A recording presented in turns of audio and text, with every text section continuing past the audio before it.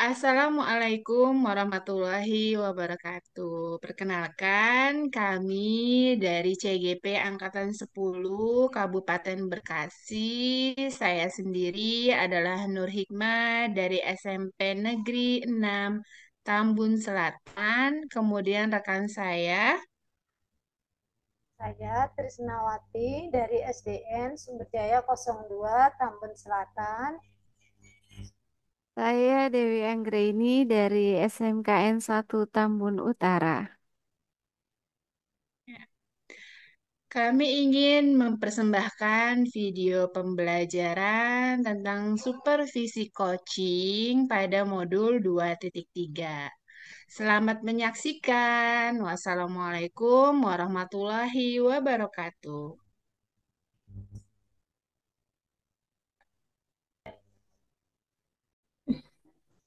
Assalamualaikum warahmatullahi wabarakatuh. Apa kabar Ibu Tisna? Waalaikumsalam warahmatullahi wabarakatuh. Alhamdulillah baik Ibu Dewi. Baik Ibu Trisna. Sebelum kita memulai proses coaching, di sini saya berperan sebagai seorang pengamat atau observer yang akan melihat proses coaching Ibu. Namun, sebelum Ibu memulai coaching, saya ingin menyampaikan beberapa hal terkait dengan rubrik penilaian dalam observasi saya, agar Ibu juga tahu ya, dalam rubrik penilaian saya ada beberapa hal yang ingin saya sampaikan dan saya harapkan Ibu sudah mempunyai prinsip dari seorang coach, yaitu kemitraan, proses kreatif, dan memaksimalkan potensi. Dan tentunya Ibu juga memiliki kompetensi inti dari coaching, yaitu memiliki kehadiran penuh, mendengarkan aktif, dan mengajukan pertanyaan berbobot dengan teknik rasa.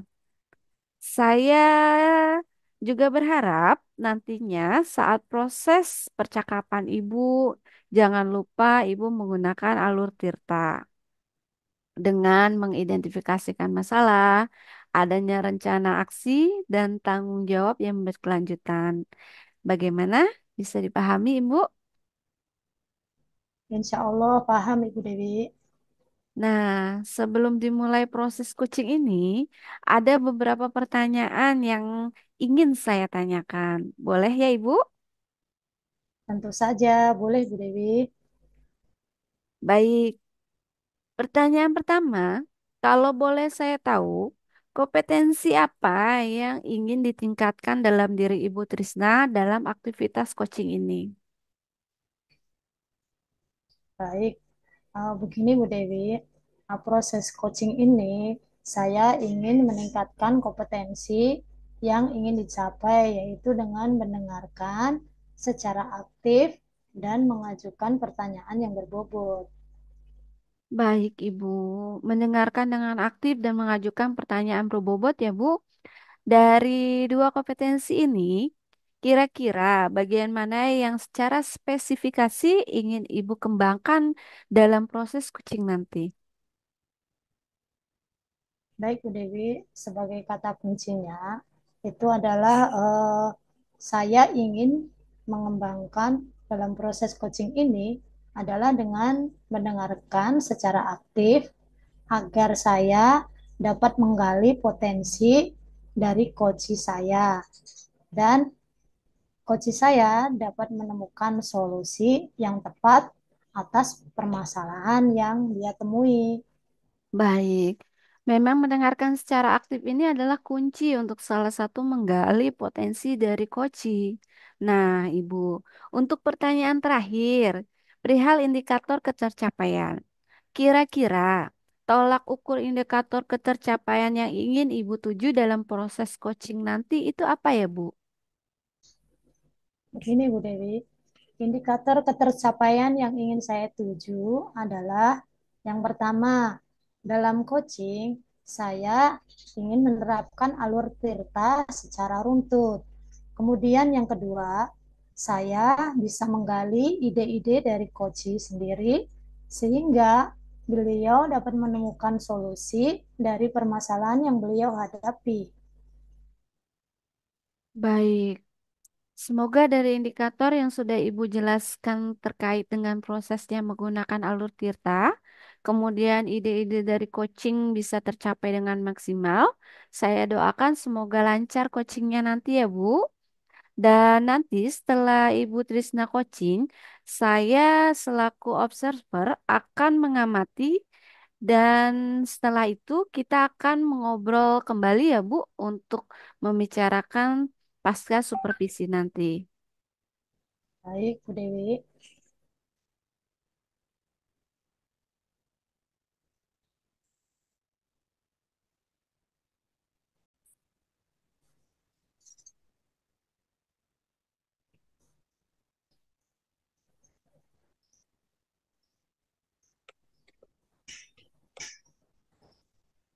Ibu Trisna, bolehkah saya meminta waktunya?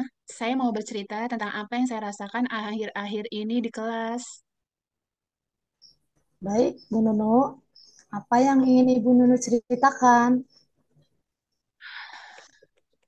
Em, Ceritakan saja, Bu, agar Ibu bisa menjadi sedikit tenang ketika bercerita kepada saya, dan saya dapat membantu Ibu menemukan solusi-solusi untuk permasalahan Ibu.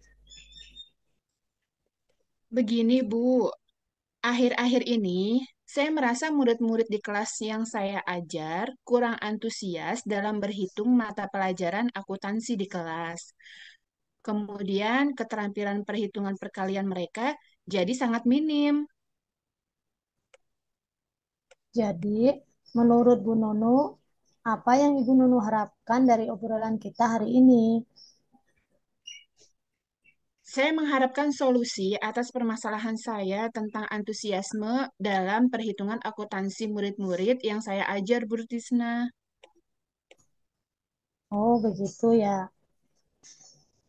Eh, Menurut Ibu Nunu, hal apa saja yang membuat murid-murid Ibu kurang antusias dalam perhitungan akuntansi di kelas, Bu?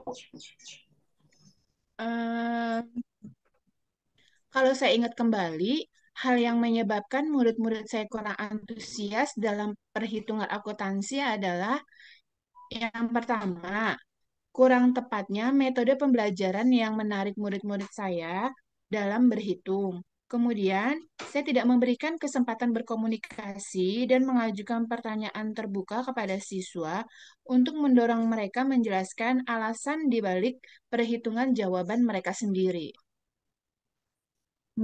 Begitu ya, Bu Nunu. Kira-kira apa saja yang dapat membuat murid Ibu tidak antusias dalam perhitungan akuntansi dan Ibu tidak berkomunikasi serta tidak mengajukan pertanyaan terbuka kepada murid Ibu? Menurut saya, murid-murid pasti menginginkan metode belajar yang menarik, yang lebih beragam, dan tidak itu-itu saja, tidak membosankan. Dan sepertinya mereka juga ingin saya mengajukan pertanyaan terbuka untuk mendorong mereka menjelaskan alasan di balik perhitungan jawaban mereka sendiri.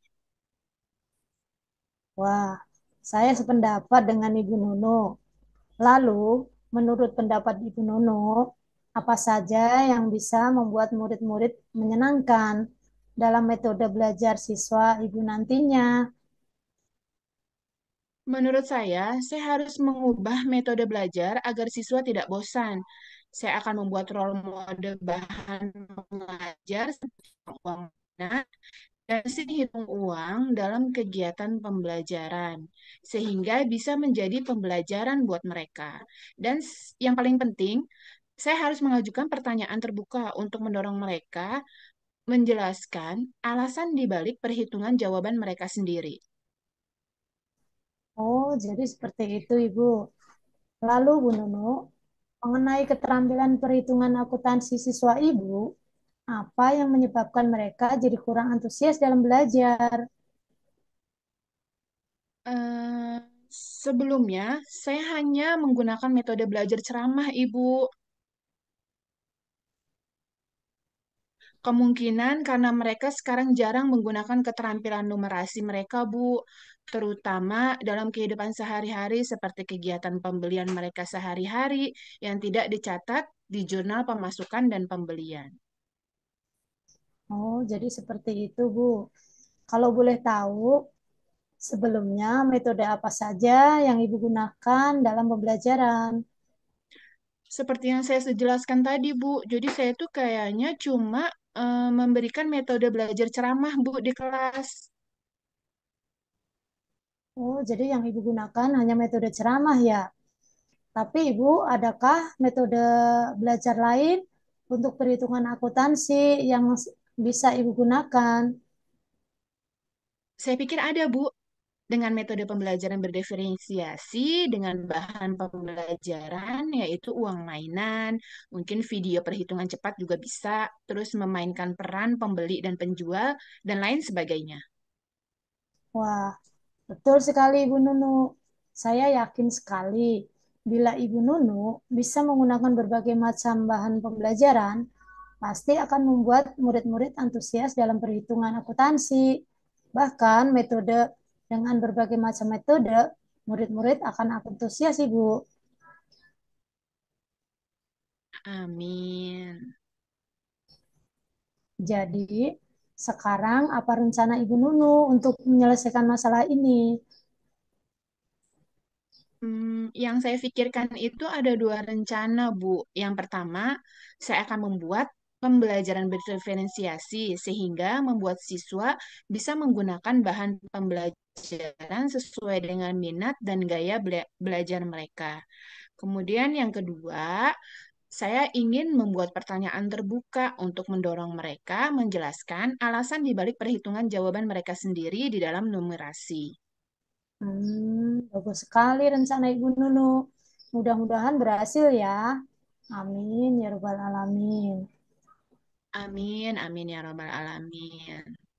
Nah, Ibu Nunu, apa komitmen Ibu terhadap rencana Ibu ini? Dan siapa saja yang akan Ibu Nunu libatkan dalam kegiatan pembelajaran ini?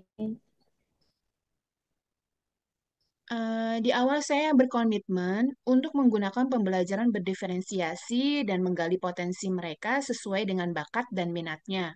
Saya akan serahkan kepada mereka beberapa jenis metode belajar yang mereka sukai. Saya akan menjalankan Merdeka Belajar di kelas, Bu. Selain itu, saya juga minta dukungan dari kepala sekolah dan berkolaborasi dengan rekan sejawat saya demi mewujudkan komitmen saya. Wah, keren sekali. Saya sangat mendukung. Jadi, kapan Ibu Nunu akan mulai melaksanakannya? Eh, Yang saya rencanakan, saya akan memulainya minggu depan, Bu, saat pelajaran saya. Wah, bagus sekali, Bu. Mudah-mudahan semua berjalan lancar dan sesuai harapan Ibu Nunu ya. Amin. Terima kasih Ibu Trisna atas waktunya untuk sharing kepada saya. Mudah-mudahan kita semua bisa menjadi guru yang kehadirannya selalu dirundukan oleh murid-murid kita ya, Bu. Amin, amin ya robbal alamin. Terima kasih, Bu Nunu. Ya, sama-sama Ibu Trisna. Baik, Ibu Trisna. Tadi saya sudah mengamati dan menyaksikan Ibu Trisna mengcoaching Ibu Nur Hikmah ya. Ini sudah ada beberapa catatan. Namun sebelum itu saya ingin menanyakan beberapa hal. Boleh ya Ibu Trisna? Silakan, Bu. Boleh. Pertanyaan pertama, apa yang sudah Ibu lakukan saat kegiatan coaching dan juga apa yang sudah menjadi indikator ketercapaian dalam proses coaching Ibu tadi? Baik, Bu Dewi. Untuk tadi proses coaching yang sudah saya lakukan, saya sudah melakukan prinsip coaching yaitu tentang kemitraan. Itu proses kreatif dan memaksimalkan potensi Koci. Kemudian, untuk kompetensi inti yang sudah saya lakukan adalah mendengarkan secara aktif dan mengajukan pertanyaan berbobot. Berarti yang tadi sudah Ibu lakukan sudah sesuai ya dengan hasil catatan saya. Jadi, di catatan saya, Ibu sudah menggunakan prinsip kemitraan, yaitu ketika mengobrol merasa sama dan setara, dan proses kreatif, di mana Ibu bisa menggali ide-ide potensi dari Koci dan memaksimalkan potensi Koci. Lalu kompetensi inti pun sudah terlaksana, ya Bu. Ibu sudah mendengarkan secara aktif dan mengajukan pertanyaan yang berbobot dengan menggunakan alur Tirta. Ya, Bu, seperti itu sudah saya lakukan tadi. Alhamdulillah, secara umum Ibu sudah melakukan coaching dengan sangat baik, luar biasa. Alhamdulillah, terima kasih Bu Dewi. Nah, ini ada pertanyaan terakhir, Ibu. Jadi, berdasarkan hasil coaching Ibu tadi ya, kira-kira kompetensi apa lagi yang ingin Ibu kembangkan dalam proses coaching nanti? Ya, begini Bu Dewi, kompetensi yang akan saya kembangkan ini adalah kehadiran penuh, di mana Koci tadi merasa ada sedikit perasaan yang tidak enak atau tertekan. Seharusnya saya melakukan teknik stop agar Koci tidak lebih rileks dan mau menceritakan semua tentang masalahnya tanpa ada yang ditutupi. Baik, kehadiran penuh ya Bu yang menjadi harapan Ibu untuk lebih dikembangkan ke depannya. Betul, Bu Dewi. Baik, saya doakan semoga ke depannya tidak hanya kehadiran penuh yang bisa Ibu maksimalkan dalam diri Ibu, tetapi juga kompetensi lain yang lebih maksimal agar ketika melakukan kegiatan coaching ke depannya dengan mitra Ibu tentu saja Ibu bisa lebih maksimal dan lebih tajam sesuai dengan harapan Ibu. Baik, Ibu Dewi. Terima kasih atas masukannya, Ibu. Terima kasih Ibu Trisna sesuai sesi yang sangat luar biasa untuk hari ini. Semoga pengalaman ini bisa berdampak baik untuk Ibu ke depannya. Amin. Terima kasih, Bu. Sama-sama Ibu Trisna.